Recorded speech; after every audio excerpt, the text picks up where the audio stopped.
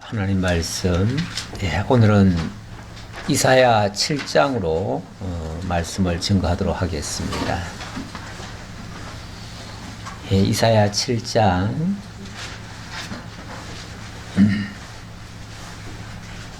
1절로 봉독해 드리도록 하겠습니다. 우시아의 손자요 요담의 아들인 유다의 아하스 왕 때에 아람의 르신 왕과 르말리아의 아들 이스라엘의 베가 왕이 올라와서 예루살렘을 쳤으나 능히 이기지 못하니라. 어떤 사람이 다윗의 집에 알려 이르되 아람이 에브라임과 동맹하였다 하였으므로 왕의 마음과 그의 백성의 마음이 숲이 바람에 흔들림 같이 흔들렸더라. 아멘. 아람이 에브라임과 동맹하였다는 말을 듣고 왕의 마음과 백성의 마음이 숲이 바람에 흔들림 같이 흔들렸다. 한마디로 벌벌 떨었다 그 말이죠. 벌벌 떨었다. 세상에 무서운 일이 참 많습니다. 엄청나게 위협적인 이야기들이 들리기도 합니다. 그런데 그 중에서 가장 위협적인 말은 전쟁이 났다는 말이죠.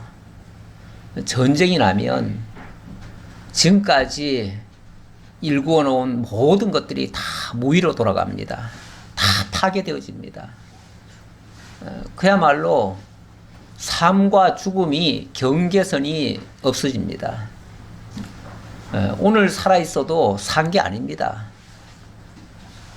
전쟁이라고 하는 게 그만큼 사실은 무섭습니다. 아하스 왕도 벌벌 떨었다고 합니다.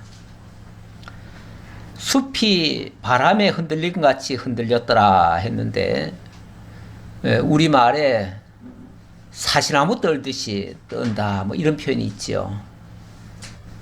아주 한겨울에 나무도 바싹 마르고 그런데 바람이 아주 세차게 불면은 그 바람이 그 나무를 치면서 나무가 벌벌 떨면서 내는 소리 있어요. 그 사시나무 떠는 소리예요. 너무 무서운 소리죠. 그게 전쟁의 공포입니다. 이런 어려운 이야기가 오늘 예수님 오신 날에 대한 말씀으로 제가 살펴보고자 합니다. 이 말씀은 이사야 선지자가 예수님 오시기 전 700년 전에 예언한 그러한 말씀이 되겠습니다. 병든 자에게 의사가 필요하고 죄악이 가득 차고 소망이 끊어진 이런 세상에 진짜 필요한 것은 바로 메시아입니다. 메시아. 그러니까 메시아의 필요성을 강조하는 말씀이 오늘 본문에 소개되고 있습니다. 바로 이 시대가 그랬습니다. 하나님께서는 당신의 택하신 백성 언약 자손들을 애굽 땅에서 출애굽시켜서 광야를 거쳐서 가나안 땅에 정착을 시키고 수백 년 동안 하나님께서 훈련과 연단을 시키신 후에 드디어 약속의 나라 이스라엘 나라를 세우셨습니다. 그런데 그 나라가 불과 3대 만에 나라가 남북으로 나뉘어집니다. 나뉘어지더니 그 다음부터는 누가 하나님 앞에 더 잘못하나 서로 경쟁하듯이 죄악을 저지르기 시작합니다. 세상 나라들도 은근히 보면요 경쟁을 해요. 경쟁을 엄청나게 심하게 하죠. 그런데 잘하기 경쟁을 하면 좋은데 잘못하기 경쟁을 더 심하게 해요. 정말 하나님 앞에 누가 더 악하게 이렇게 할 수 있나를 서로 경쟁적으로 이렇게 잘못을 하고 있습니다. 지금 남북이 그래요. 이스라엘 남북이 그래요. 이스라엘 남북. 예, 이들이 나라를 나누고 그리고 서로가 경쟁적으로 하나님 제켜놓고 다른 신을 끌어다가 그것들을 의지하면서 힘을 키워보려고 발버둥을 칩니다. 이게 다 잘못된 방식이죠. 완전히 방향을 잘못 잡은 거죠. 그러다가 결국은 북이스라엘은 주전 722년에 완전히 패망을 당합니다. 그리고 남쪽 유다는 586년에 주전입니다. 주전 586년에 완전히 망하게 됩니다. 결국 두 나라 다 악을 향해서 경쟁적으로 나아가다 보니까 결국은 다 망해요. 다 망하는데 지금 이 말씀을 주시는 시점은 그 망한 시점은 아니고요. 망하기 직전 시점입니다. 망하기 직전 시점. 그러니까 얼마나 상황이 안 좋겠어요. 그야말로 절망적인 상황이죠. 그 절망적인 상황에다가 하나님이 이사야라고 하는 선지자, 아주 걸쭉한 선지자를 보내십니다. 난세의 영웅이 난다는 말이 있지요. 이렇게 어려운 시절에 위대한 선지자가 나타나는 겁니다. 이스라엘 역사 속에서 보면 가장 크게 활약했던 선지자들이 바로 이 이사야, 예레미야, 에스겔 뭐 이런 선지자들인데요. 이런 선지자들이 함께 많이 활동했던 시기가 바로 이 시기입니다. 이 이사야는 상당히 오랫동안 사역을 합니다. 사역을 하는데 얼마까지 하냐면 우시야 시대 때부터 해가지고 므낫세 시대까지 약 50년간을 사역을 합니다. 그 선지 사역을 50년간 해요. 그러니까 굉장히 어려서부터 뭐 20세, 19세인가 아마 그때 부름 받았을 거예요. 그때 부름 받아가지고 이 므낫세 때에 톱으로 켬을 당해서 죽습니다. 그렇게 하는 동안에 엄청나게 많은 격동의 시기를 거쳐가는데 우시아는 아시다시피 우시아는 문둥 환자입니다. 이게 이제 문둥병이 들었다는 모습이고요. 우시아가 문둥병이 드는 바람에 왕노릇을 제대로 못했습니다. 그래서 그 아들 요담이 우시아와 함께, 그러니까 일종의 섭정이죠. 섭정 형식으로 왕노릇을 하다가 요담은 나중에 마지막에 한 4년 정도 더 하고 그리고 아하스에게로 넘겨줍니다. 왕위를 넘겨주는데 지금 이 오늘 본문의 이야기는 이 아하스 때 이야기입니다. 이 아하스가 상당히 오랫동안 그 통치를 했는데 그 이전까지는 비교적 그래도 선한 일을 많이 했어요. 그런데 이 아하스가 들어서면서부터 완전히 성전문을 걸어 잠궈버립니다. 제사를 드리지 못하게 합니다. 그래 놓고 이방 땅에 있는 우상이란 우상은 모조리 다 끌어옵니다. 어느 나라가 좀 잘 된다 싶으면 그 나라에 뭐가 잘 될까, 뭐 때문에 잘 될까 살펴보다가 거기에 이런 신을 섬기고 있네? 아, 그러면 그거 가져와. 그래가지고 그 나라 신을 섬깁니다. 별의별 신을 다 섬깁니다. 나중에는 자기 아들 중에 하나를 몰래기계 갖다 바치는 그런 짓도 합니다. 그러니까 목적을 위해서라면 수단 방법 안 가리고 하는 짓이 전부 다 우상 섬기는 일이에요. 이렇게 우상이 만연하면 그건 사실 나라의 위기를 자초하는 거거든요. 우상을 많이 끌어와서 하나님 제켜놓고 다른 것들을 의지한다는 것은 이건 멸망으로 가기 위한 지름길이에요. 멸망의 지름길로 치닫고 있는 거예요. 물론 나중에 히스기야가 조금 이것을 만회하면서 좀 개혁을 하기는 하지만 그 다음에 나타난 이 므낫세가 완전히 또 모든 것을 다 뒤엎어 버립니다. 그래가지고 결국은 멸망의 길로 갈 수밖에 없는데, 그러다 보니까 이 선지자들의 목소리가 점점 커져요. 점점 커지고 이 선지자들이 정말 죽음을 내대고 외쳐댑니다. 외쳐대는데 그 외쳐대는 말씀 중에 보면 이런 말씀도 있어요. 예. 이사야 1장 2절 제가 가져왔는데요. 이사야에 들어가면서 이사야가 처음에 외치는 말이 이렇게 외칩니다. 하늘이여 들으라, 땅이여 귀를 기울이라. 여호와께서 말씀하시기를 내가 자식을 양육하였거늘 그들이 나를 거역하였도다. 하나님이 정말 이스라엘 백성을 자기 자식처럼 여기고 그렇게 길러주셨는데 그들이 나를 거역했다. 소는 그 임자를 알고 나귀는 그 주인의 구유를 알건만은 이스라엘은 알지 못하고 나의 백성은 깨닫지 못한도다. 한마디로 소만도 못하고 나귀만도 못하다. 짐승들도 자기가 키우는 주인을 알아보는데 이 인간들은 도대체 나를 알지를 못한다. 슬프다 범죄한 나라요 허물진 백성이요 행악의 종자요 행위가 부패한 자식이로다. 그들이 여호와를 버리며 이스라엘의 거룩하신 이를 만유리 여겨 멀리하고 물러갔도다. 이럴 때 하나님이 그들을 깨우치는 방법이 뭘까요? 일종의 징계 같은 거죠. 징계로 그들을 깨우칩니다. 한마디로 말해서 회초리 한번 때려주는 거예요.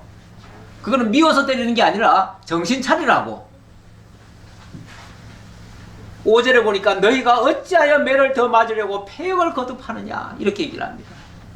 하나님이 그럴 때에 매를 좀 때려주셔요. 때려주시느라고 이제 정신 차리라고 매를 때려주시는데 그 내용이 오늘 말씀에 보니까 이렇게 나오네요. 아람의 르신 왕과 르말리아의 아들 이스라엘의 베가 왕이 올라와서 예루살렘을 쳤다. 이렇게 얘기를 하네요. 북이스라엘이 아람과 손을 잡았어요. 손을 잡고 남쪽 유다를 치기 시작하는 거예요. 이게 이제 하나님께서 쉽게 말하면 유다 정신 차리라고 채찍을 든 거예요. 매를 든 거예요. 매를 들었는데 그때에 그걸 듣고는 이 아하스 왕이 벌벌 떨었다는 거예요. 벌벌 떨었다는 거예요. 아니 그렇게 5만 가지 우상을 다 끌어다가 자기를 보호할 신을 다 만들어 놓고 왜 떱니까? 이 떤다고 하는 것은요, 이 두려움이 임한다 그러면요, 사실은 그 뭐 전쟁하기 전부터 벌써 패망입니다. 패망이 예약되어 있는 겁니다. 두려워하는 것은 우리 신약 성경에서도 그런 표현이 있는데요. 마귀의 종로로 타는 자들이 두려워한다 이런 표현이 있습니다. 그러니까 두려워하는 자들은 마귀의 종로로 탈 수밖에 없다. 두려우면 원래는 하나님이 이제 사실은 좀 매를 때리시는 건데 그러면 그건 하나님께로 돌아오라고 하는 사인인데, 그런데 그런 어려움이 오면 하나님께로 달려오는 것이 아니라 오히려 더 우상 쪽으로 더 가까이 가요. 이게 이제 그 망할 자들의 특징이죠. 특징이에요. 근데 어쨌든 지금 상황은 굉장히 안 좋습니다. 제가 서두에 말씀드렸듯이 굉장히 안 좋을 때에 메시아가 필요하죠. 메시아가 필요하죠. 그래서 메시아의 도래를 약속하기 위해서 이 어려운 환경을 주셨다. 이건 어찌 보면 배경을 이제 돋보이게 하려고, 주인공을 돋보이게 하려고 배경을 어둡게 하는 것과 같아요. 그래서 지금 시대 상황은 굉장히 암울한데, 그럴 때에 모든 사람들이 다 절망하는 가운데서 이 선자를 통해서 메시아를 약속하는 겁니다. 메시아를 약속하면서 그 메시아를 통해서 온전한 회복이 있을 것이다 라고 하는 그런 약속의 말씀이 되겠습니다. 자, 오늘 어쨌든 이 내용을 이제 좀 그러다 보니까 약간 어두운 얘기가 조금 계속 좀 나옵니다. 나올 수밖에 없어요. 일단은 7장 1, 2절에서는 유다 역대 최악의 왕 중에 한 명이 바로 아하스라는 소개를 얘기했고요. 이스라엘과 아람 연합군이 유다를 침공했다는 얘기, 그리고 왕과 백성의 마음이 벌벌 떨었다는 얘기, 이 얘기를 하는데, 자, 이런 상황이 되니까 그러면 하나님께로 돌이켜야 되는데 이 아하스는 어떻게 행동을 했는가? 열왕기하 16장에 보니까 이런 말씀이 있어요. 아하스가 아수르 왕 디글라 빌레셀에게 사자를 보내 이르되 나는 왕의 신복이요 왕의 아들이라. 이제 아람 왕과 이스라엘 왕이 나를 치니 청하건대 올라와 그 손에서 나를 구원하소서 하고, 제일 먼저 이 아하스가 한 일은 저 아수르에다가 도움을 요청하는 겁니다. 아수르에 도움을 요청했어요. 그러니까 하나님께서 지금 아람과 북이스라엘로 하여금 공격하게 한 거는 하나님께로 돌아오라는 건데, 엉뚱하게 저 북쪽에 있는 더 멀리 있는 나라를 의지해요. 매번 보면은 이 유다가 위기에 봉착하는 것이 어디에 뭘 의존하다 그러냐면 애굽 의존하다가, 아니면은 아수르 의존하다가, 그래서 매번 참 어려움을 겪습니다. 그런데 하나님이 애굽에 대해서 뭐라고 그랬냐면 애굽은 상한 갈대라. 그래서 만약에 애굽을 의지하면 그 갈대가 부러지면서 그 날카로운 칼이 돼가지고 너희들을 찌를 것이다, 이렇게 얘기를 하고, 또 만약에 아수르를 의지하면 아수르는 너희를 때리는 몽둥이와 채찍이 될 것이다. 그래서 몽둥이가 돼가지고 너희를 무자비하게 두들겨 팰 거다. 그러니까 절대로 의지하지 말아야 될 것이 강대국이다, 그 말이죠. 강대국이다. 그러니까 근데 사람들은 하나님 모르면 다 그렇습니다. 하나님 모르면은 자관 하나님께로 달려갈 생각을 하는 게 아니라 위기만 주면은 저 강한 나라를 자꾸 의존을 하려고 그래요. 그러다가 매번 아주 큰 꼴 다치거든요. 실제로 아수르를 의지했을 때 어떻게 됐는가? 아수르 왕 디글라 빌레셀이 그에게 이르렀으나 돕지 아니하고 도리어 그를 공격하였더라. 아하스가 어마어마하게 많은 돈을 갖다 줬어요. 성전과 왕궁에 있는 모든 금을 다 베껴가지고 다 디글라 빌레셀에게 갖다 바치면서 제발 우리 좀 도와주세요. 우리가 지금 위기에 처했습니다.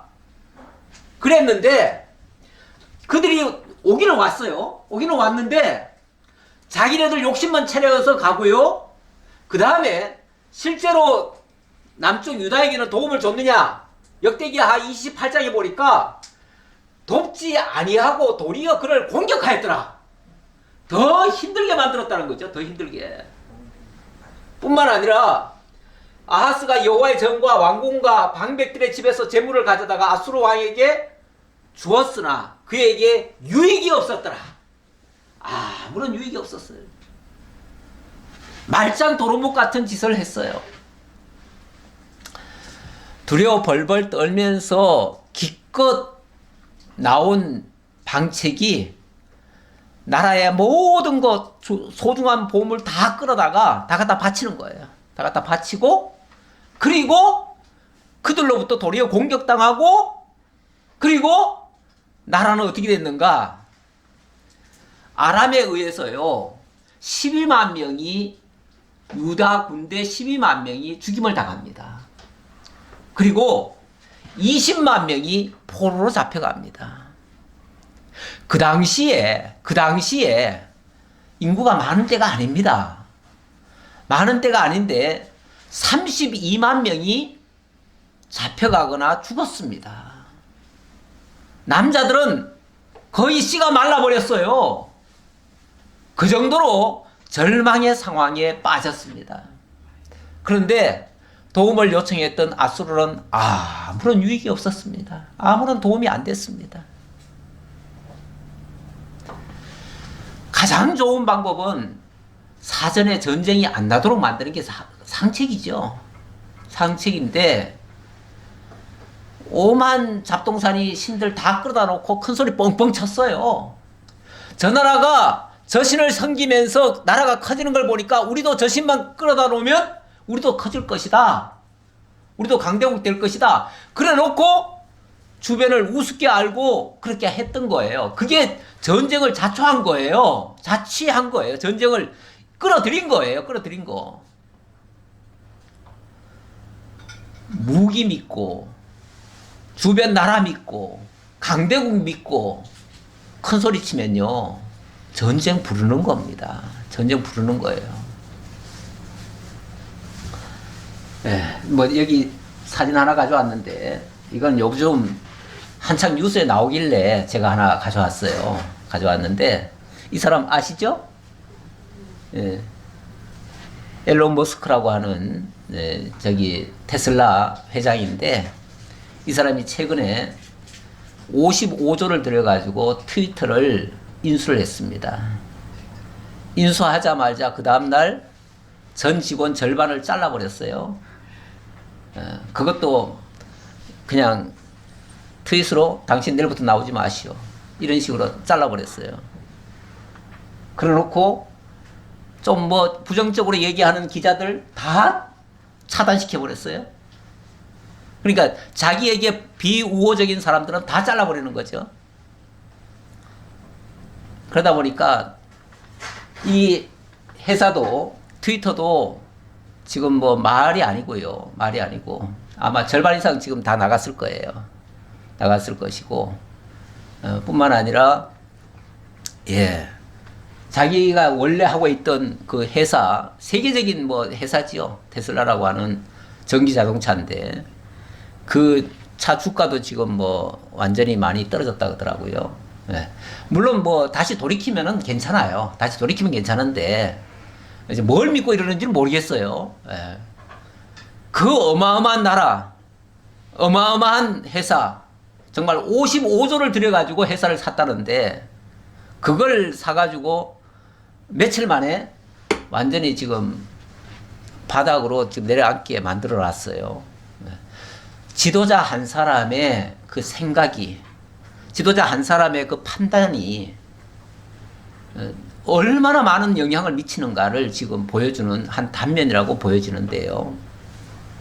저는 지금 이 아하스가 정말 지금 유다를 위험에 빠뜨린 최고의 원흉입니다. 최고의 원흉인데 지도자 한 사람이 이렇게 위험한 판단을 하면 이렇게 위험해질 수 있다는 것을 지금 보여주는 하나의 장면입니다.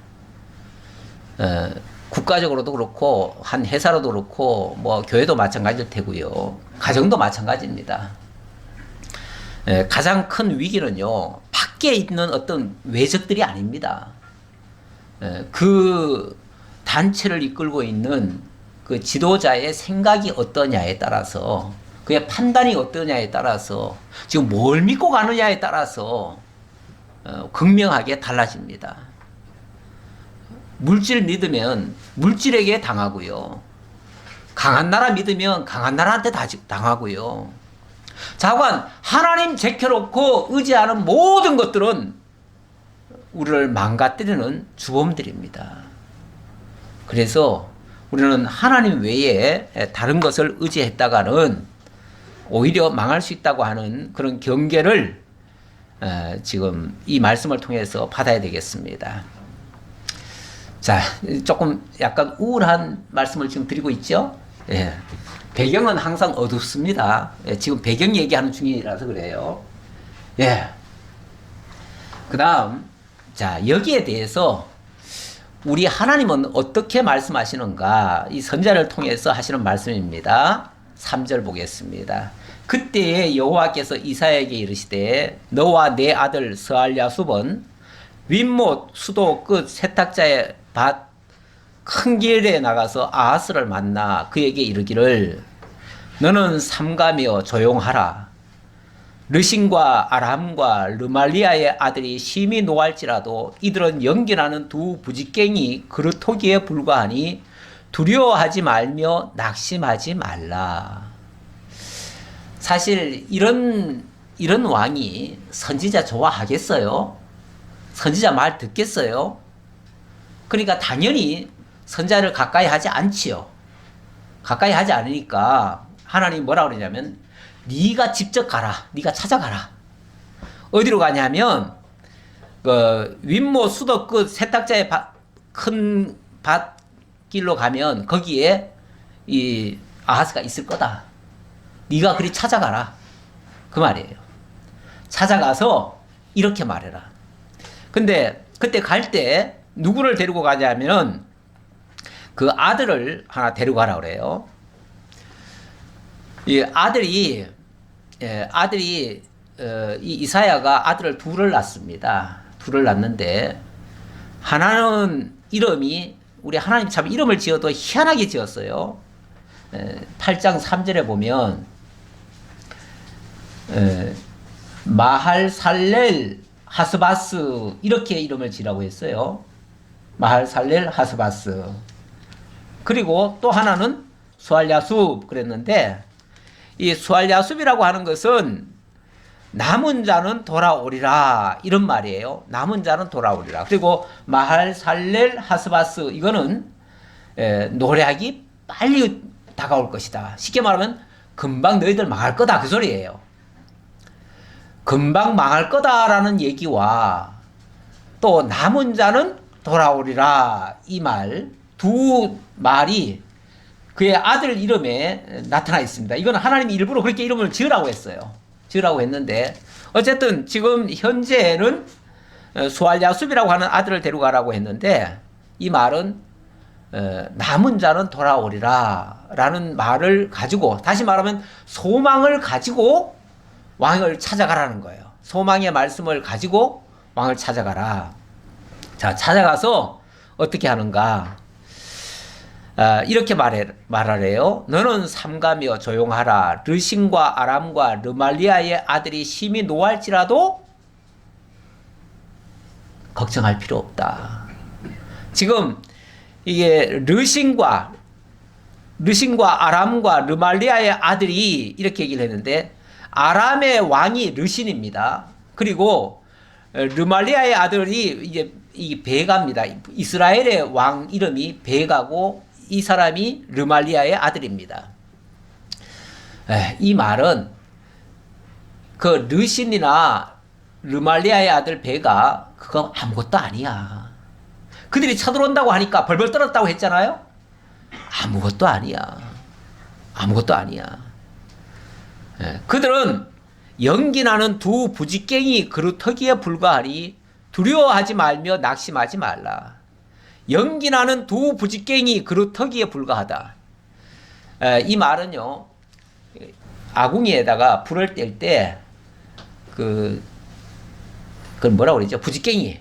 부지깽이로 이렇게 불을 태우다 보면은 이게 불이 붙어요. 부지깽이에도. 그러면은 그거는 타가지고 실컷먹게 타가지고 조금밖에 안 남은 상태. 다시 말하면 그 자체로는 목재로도 쓸 수 없는 존재. 나중에 어차피 태움받고 그 불 속으로 들어갈 존재. 원래 그 부지깽이로 이 불 떼다가 마지막에는요 부지깽이도 집어넣습니다. 그래서 같이 태우고 끝내요. 왜냐면 부지깽이는 항상 나오니까 그것까지 그냥 왜냐면 불 붙은 걸 가지고 또 밖에 놔뒀다가는 위험하잖아요. 그러니까 마지막에는 그것도 집어넣고 그리고 문 닫아버려요. 지금 쉽게 말하면 르신과 베가가 쳐들어온다고 하지만은 두려워할 필요가 없는 게 동요할 필요가 없는 게 그들은 두 부지깽이 그루터기에 불과해. 불에 붙었다가 마지막 남은 조금 그거밖에 안 돼. 왜냐하면 그들 신세는 조금 있으면 다 망할 신세들이야. 그 말이에요. 아니 금방 다 망할 것들을 왜 두려워합니까? 망할 자들을 왜 두려워합니까? 그들이 크다고 생각하니까 두렵죠. 적이 무섭다고 생각하니까 정말 두려운 거죠. 근데 적이 아무것도 아니야. 타다만 부지깽이에 불과해. 이렇게 생각 들면은 뭐가 두렵겠어요? 그렇죠? 근데 이런 생각이 그들만 쳐다보면은 그런 생각이 듭니까? 아니죠. 그들만 쳐다보면은 너무너무 두렵지요. 실제 두려운 게 맞지요. 그런데 하나님을 쳐다보면서 하나님을 통해서 그들을 보면 불타는 부지깽이에 불과해요. 그러니까 이거는 당연히 하나님을 전제하고 보아야 보이는 모습입니다. 우리가 하나님을 의지하면서 세상을 바라보면 세상에 두려울 것이 하나도 없습니다. 그런데 하나님 없이 세상을 보면요, 세상은 너무너무 두려워요. 정말 밖에 돌아다니기도 겁나요. 만나는 모든 사람들이 다 두려움의 대상들이에요. 그런데 하나님이 나와 함께하고 있고 하나님이 나를 붙들고 계신다고 생각하면 그것들은 다 불타는 부지깽이에 불과해요. 그러니까 너는 삼가며 조용하라. 쉽게 말하면 그렇게 벌벌 떨지 말아라. 두려워하지 말아라. 그리고 그것 때문에 뭐 여기 지금 조용하라고 되어 있는데요. 마치 무슨 뭐 지금 소금에 절여놓은 뭐처럼 벌벌 뛰고 있어요. 벌쩍벌쩍 뛰고 있어요. 지금 뭐 곧 망할 줄 알고 빨리 대책을 세워야 된다고 지금 아수르에다가 지금 사람을 보내고 막 난리 났잖아요. 그러니까 너 가만히 있어. 아무 짓도 하지 마. 가만히 있어. 가만히 있으면 너희들 이겨. 저들은 저절로 망해. 왜냐면 불타다 지금 짝대기에 불과하니까, 부지깽이에 불과하니까. 그러니까 가만히 있어. 그러면 너희들 이겨. 그런데 이게 가만히 있나요? 왜냐하면 현실을 바라보니까 너무 두렵거든요. 그래서 못 견디는 거예요. 그러니까 진짜 현실이 무서운 게 아니고요. 하나님 모르면은 세상이 무섭습니다. 하나님 없으면은 세상은 정말 아수라판입니다. 아수라판이에요. 두려워하지 말며 낙심하지 말라. 두려워도 말고 낙심할 것도 없다. 물론 앞에서 이미 그들이 쳐들어왔다는 소리를 들었어요. 들었기 때문에, 그리고 실제 천 것도 있고요. 그래서 만약에 이들이 뭔가 대책을 안 세우면 우리는 이제 다 망한다라고 생각했을 거예요. 그러니까 막 아수르에다가 뭐 황금을 갖다가 바치면서 제발 우리 좀 도와달라고 난리친 거 아니겠어요? 그러지 말아라. 그러지 말고 가만히 있어라. 그러면서 아람과 에브라임과 르말리아의 아들이 악한 깨로 너를 대적하여 이르기를 우리가 올라가 유다를 쳐서 그것을 쓰러뜨리고 우리를 위하여 그것을 무너뜨리고 다부엘의 아들을 그 중에 세워 왕으로 삼자 하였으나, 이거는 이제 북이스라엘이 그렇게 위협을 했다 그 말이죠. 위협한 걸 그대로 얘기하는 거예요. 그들이 이렇게 말했지, 이렇게 말했다 할지라도 그거 아무것도 아니야. 겁주는 것 뿐이야. 그 말이죠. 주 여호와의 말씀이 그 일은 서지 못하며 이루어지지 못하리라. 그 일은 그렇게 안 돼. 그 말이죠. 그렇게 안 될 거야. 왜냐하면 대저 아람의 머리는 다메섹이요 다메섹의 머리는 르신이며 65년 내에 에브라임이 패망하여 다시는 나라를 이루지 못할 것이며. 왜요?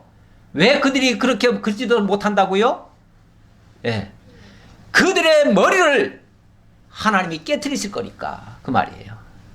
지금 아람과 북이스라엘이 연합을 해가지고 남쪽 유다를 공격을 하고 있는데 그들의 머리를 하나님이 깨트리실 거다. 그리고 아예 날짜까지 얘기하네요. 65년 내에 이렇게 얘기를 하네요. 65년 내에 에브라임이 패망하여 다시는 나라를 이루지 못할 것이며 에브라임의 머리는 사마리아요 사마리아의 머리는 르말리아의 아들이니라. 예. 그러면서 그들의 머리 역시 하나님이 지금 붙들고 있고 하나님이 깨트리실 거다. 그러니 걱정하지 말고 가만히 있어. 그 말이에요. 가만히 있어. 그러면서 마지막 이렇게 얘기합니다. 만일 너희가 굳게 믿지 아니하면 너희는 굳게 서지 못하리라 하시더라. 그런데 너희가 만약에 이것을 안 믿으면, 내가 지금 이런 계획을 가지고 하나님이 이런 계획을 가지고 있다고 하는데도 그래도 안 믿으면, 그러면은 너희들 망해. 그 말이죠. 그러면 너희들이 굳게 서지 못해. 하나님은 그들을 치실 계획을 가지고 있는데 너희들이 이 사실을 안 믿고 만약에 두려워 떨고 딴짓하면, 세상 나라 의지하면 너희도 굳게 설 수가 없어. 그들은 뭐 이미 하나님이 그렇게 정하셨으니까 망하게 하실 거예요. 망하게 하실 건데 너희들도 같이 망할 수 있어. 그 말이죠. 예. 정말 우리 중에서 가장 큰 폐단이 있다고 하면 하나님의 언약을 믿지 못하는 불신행위. 그러니까 죄 중에 가장 큰 죄는요, 불신입니다.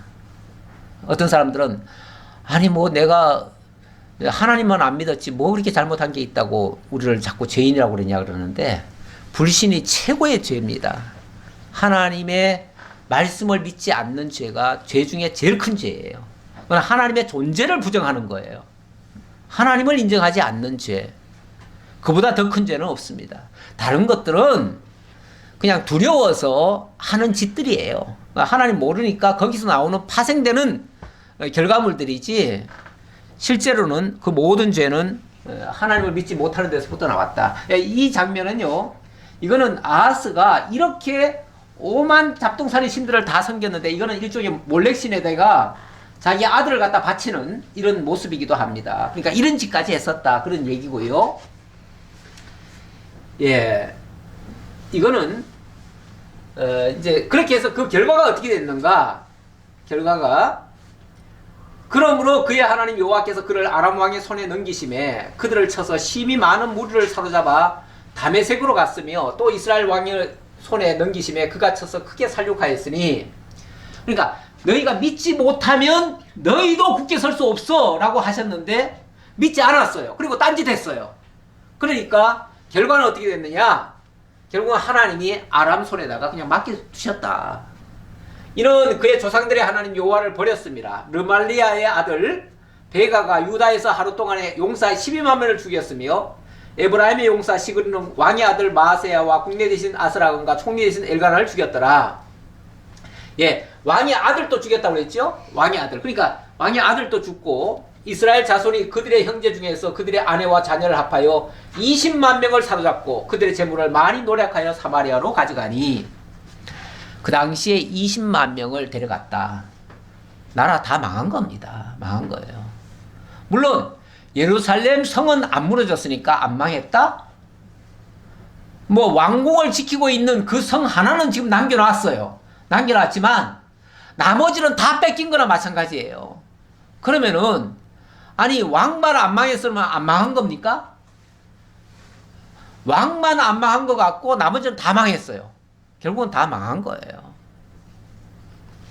결국 믿지 못한 죄가 이렇게 크게 큰 결실로 나타나 버렸어요. 자, 이런 절망의 상황이 이루어졌습니다. 이루어졌는데, 자, 그 뒤에 어떻게 나오는가? 아까 그랬죠. 스알랴숲을 데려갔다 그랬죠. 아들 스알랴숲을 데려가서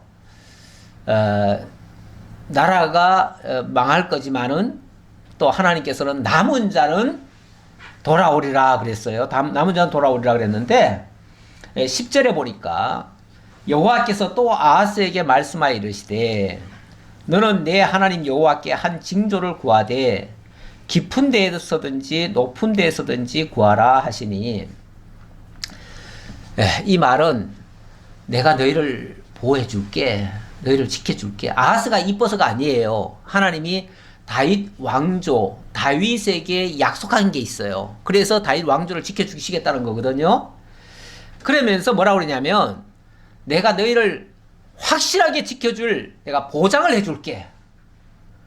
네가 만약에 그게 못 믿겠다면은 내가 징조를 줄게.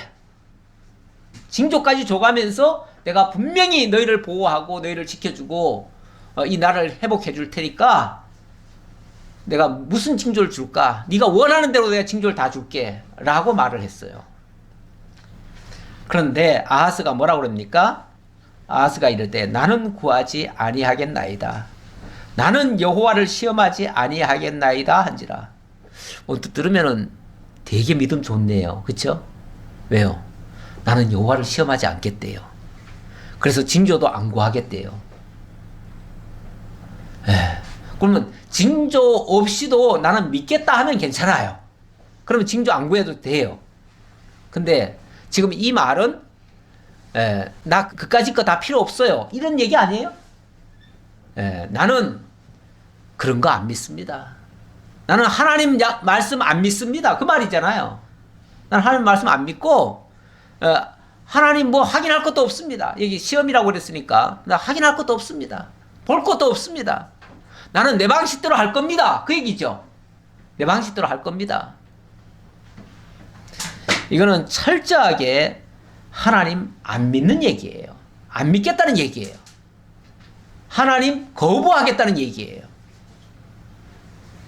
그러니까 이사야가 이렇게 얘기를 하네요. 이사야가 이르되 다윗의 집이여 원하건대 들을지어다. 제발 좀 들어라. 제발 이 말 좀 들어라. 왜 안 듣냐? 제발 들어라. 너희가 사람을 괴롭히고서 그것을 작은 일로 여겨 또 나의 하나님을 괴롭히려 하느냐? 지금 나라를 다 망쳐놓고 백성들을 다 망하게 해놓고 아직도 성이 덜 찼냐 그 말이죠. 얼마나 더 맞으려고 서두에 너희가 매를 얼마나 더 맞으려고 패역하느냐 그런 말씀하셨는데 너희가 이렇게 괴롭히고도 사람을 괴롭히고도 그것을 작은 일로 여겨 또 나의 하나님을 괴롭히려 하느냐. 하나님이 어찌 보면은 사정하듯이 내가 너희에게 이렇게 해줄게 못 믿겠니? 내가 믿도록 내가 징조까지 줄게. 그런데도 안 하겠대요. 필요 없대요. 이거는 정면으로 하나님을 거부하는 행위입니다. 우리 하나님은 이렇게 안 믿겠다는 자들에게 그냥 어떻게 해서든지 믿게 하려고 하나님이 징조까지 보여주면서 하겠다는데 그걸 거부하겠대요. 그러면 이렇게 거부하면 하나님은 도저히 징조도 안 주실 건가? 사실은 뭐 인간이 믿든 안 믿든 하나님은 당신 하실 일은 하십니다. 하셔요. 그래서 하나님은 일방적으로 약속을 해버리십니다. 내가 너에게 이런 계획을 가지고 있어. 네가 믿든 안 믿든 나는 이렇게 할 거야. 라고 말씀하시는 거죠. 그러면서 14절 그러므로 주께서 친히 징조를 너에게 주실 것이라. 친히 징조를 너에게 주실 것이라. 이 말은 네가 믿든 안 믿든 하나님은 무조건 너에게 줄 거야 그 말이죠. 줄 거야. 그러면서 그 징조가 뭐냐면 보라 처녀가 잉태하여 아들을 낳을 것이요 그의 이름을 임마누엘이라 하리라. 처녀가 잉태하여 아들을 낳을 것이다. 처녀가 아들을 잉태하여 아들을 낳을 수 있나요? 현실적으로 없죠. 있을 수 없는 일이죠. 현실적으로 있을 수 없는 일을 하나님이 하시겠다는 거예요. 그걸 통해서 너희를 회복해 주겠다. 아니 이쪽은 믿지도 않겠다는데 믿든 안 믿든 하나님은 하시겠다는 거예요. 그게 하나님의 계획이고 의지예요. 하나님의 말씀 속에 보면 하리라 이렇게 말씀하셔요. 하리라. 이거는 우리 보고 하라 하는 말이 아니에요. 네가 하든 말든 하나님이 하시겠다. 하나님의 강력한 의지입니다. 성령이 너에게 임하시면 예루살렘과 유다와 사마리아와 땅끝까지 이르러 내 증인이 되리라. 이렇게 말씀하여요. 되리라. 그 말은 하나님 그렇게 하신다는 얘기예요. 하시겠다는 얘기예요. 아니 지금 땅끝까지 누가 뭐 부릅니까? 누가 뭐 자원을 했습니까? 뭘 했습니까? 아무도 안 했는데 하나님이 성령을 보내가지고 그렇게 하시겠다는 거예요. 그러니까 그건 하나님의 의지고 하나님의 계획인데 하나님이 이렇게 처녀가 잉태해서 아들을 낳을 것이고 그 아들의 이름이 임마누엘이 되어서 너에게 역사할 것이다. 그 말입니다. 임마누엘. 이 임마누엘이라는 말이 임마누엘이란 말이 원래 세 단어의 합성어입니다. 세 단어.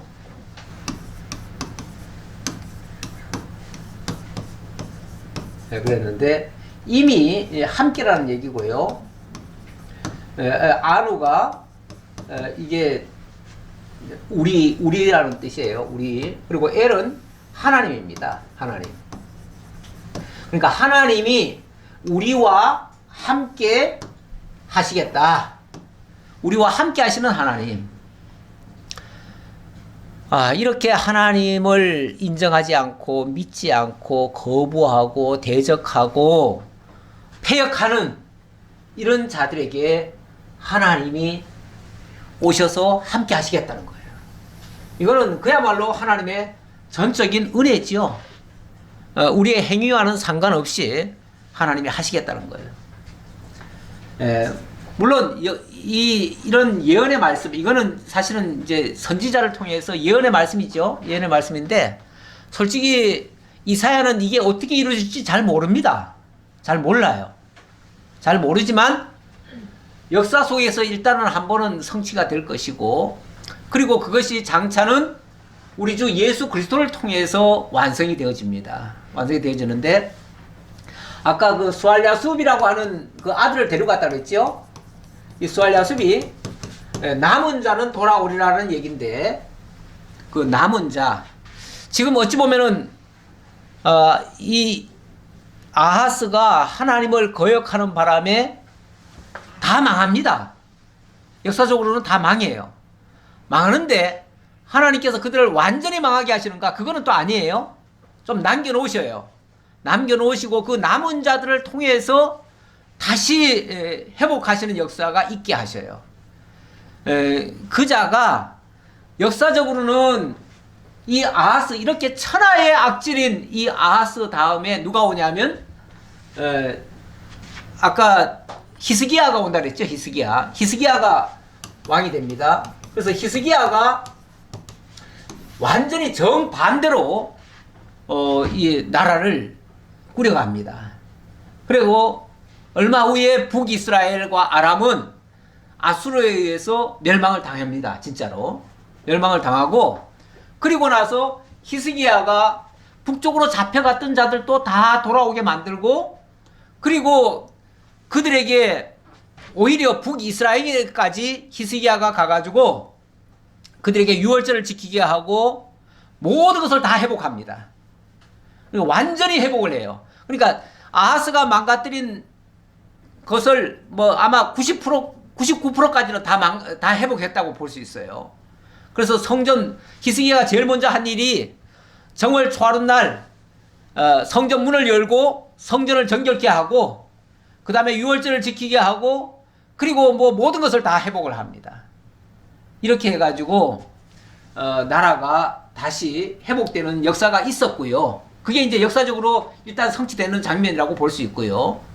이것은 궁극적으로는 우리 주 예수 그리스도께서 진짜 처녀의 몸에서 아들이 태어나서 그가 영원토록 우리와 함께 하실 것, 그걸 가리키는 말씀이 되겠습니다. 그래서 마태복음에 보면 이 말씀의 성취가 이렇게 이루어집니다. 마태복음 1장 21절에 아들을 낳으리니 이름을 예수라 하라. 이는 그가 자기 백성을 그들의 죄에서 구원할 자이심이라 하니라. 일단은 그 이름을 예수라고 했는데, 그 이름을 예수라고 했는데 그 뒤에 보면은 또 임마누엘이라는 표현도 있어요. 그러니까 이름이 어찌 보면 사역적인 이름이 있고 또 의미적으로 부르는 이름이 따로 있어요. 그래서 예수라는 이름은 일단은 자기 백성을 그들의 죄에서 구원할 자라는 뜻이에요. 그는 하나님이죠. 하나님이 여호와가 당신의 택한 백성을 그들의 죄에서 구원할 자로 이 아들을 보냈다는 뜻이고요. 그러면서 이 모든 일이 된 것은 주께서 선자로 하신 말씀을 이루려 하심이니, 바로 이사야 선자를 통해서 약속하신 말씀을 이루신 것이다. 그러면서 실제로 이렇게 역사가 이루어졌다 그 말이죠. 보라, 처녀가 잉태하여 아들을 낳을 것이요 그의 이름을 임마누엘이라 하리라 하셨으니 이를 번역한즉 하나님이 우리와 함께 계시다 함이라. 하나님이 우리와 영원토록 함께 하실 것, 이걸 가리킨 것이었다. 그 말입니다. 우리 예수님이 오셔서 십자가와 부활이라고 하는 이 사건을 만들어내시죠. 이 사건을 통해서 죄와 사망 가운데 있던 자들을 다 건져내십니다. 다 구원을 하십니다. 그리고 예수님은 부활 승천을 하십니다. 그러면서 하시는 말씀이 뭐라고 그러냐면 내가 다시 오겠다. 또는 이제 이런 말씀도 하시죠. 내가 보혜사 성령을 보내서 너희와 함께 세상 끝날까지 함께 하겠다. 이런 말씀하십니다. 이런 말씀들을 종합해서 보면 이렇게 설명을 드릴 수가 있습니다. 이거는 일단 시편의 말씀을 제가 하나 가져왔습니다. 이거는 이제 마지막 예수님이 마지막 제자들에게 당부하시는 말씀이고요. 제가 오늘 묵상한 말씀이 마태복음 28장의 말씀 가지고 했는데 예수님께서 이제 우리에게 마지막으로 당부를 하셨죠. 뭐라 그럽니까?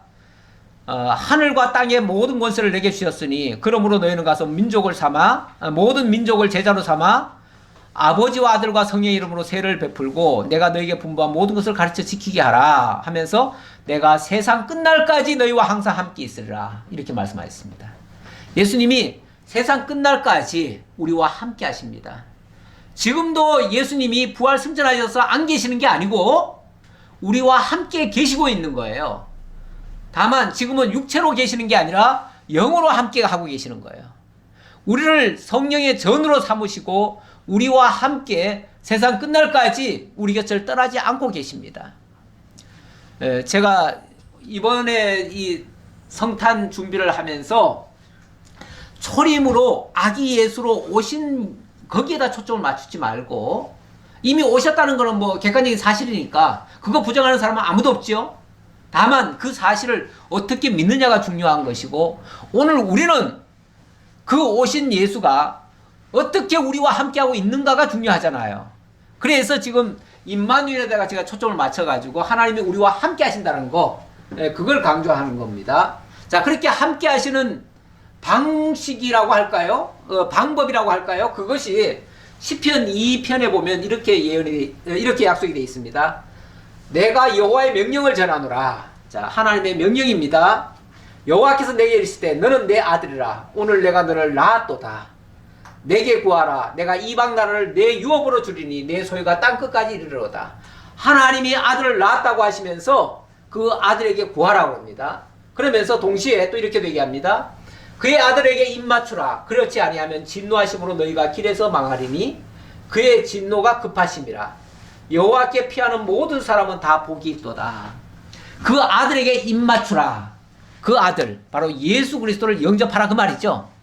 그 예수 그리스도를 영접하고 그와 함께 동행하는 자는 정말 복 있는 자들이다. 그가 여호와께 피하는 자들이다. 이들에게는 여호와가 함께하는, 그러니까 예수와 동행한다고 하는 것은 하나님이 우리와 함께 하시는 거예요. 하나님이 우리와 함께 하시는 거니까 이런 자들에게는 더 이상의 위협은 없다는 거죠. 이 세상에 그 어떤 위협 세력도 더 이상의 위협이 아닙니다. 자, 그 장면을 제가 말씀드리고 싶어서 적었고요.